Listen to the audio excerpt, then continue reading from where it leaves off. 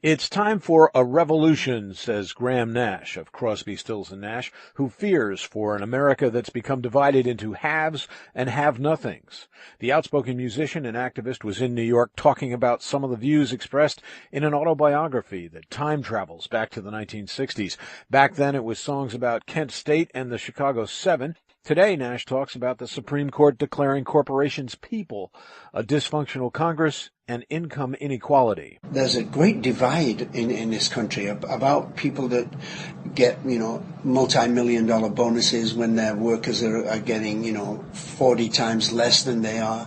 The 72-year-old British-born musician, a U.S. citizen since 1978, says he has faith in today's youth to bring about a peaceful revolution, but he says they've got to extract themselves from their mobile devices and become more engaged in the real world.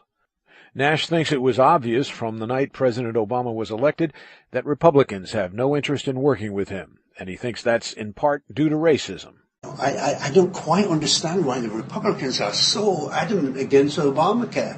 Why would they be against millions and millions of people becoming insured? Why would they be against this? They don't want this man to succeed at anything at all. Songs Nash wrote over 40 years ago, like Immigration Man and Military Madness, are still startlingly immediate in their messages. But, he says, forget about hearing protest songs on today's tightly controlled mainstream media. They don't want any so-called protest songs on their radio. They don't want it on their airwaves. They just want us to lie down there and join in this bread and circuses. We're more interested in Justin Bieber's Monkey than we are in Afghanistan. Let's get real here. Bread and circuses.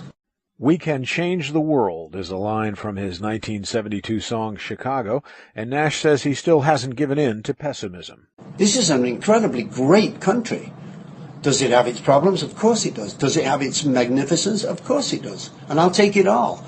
But, I'm lucky to be an American citizen. I get to speak my mind, and nobody has to agree.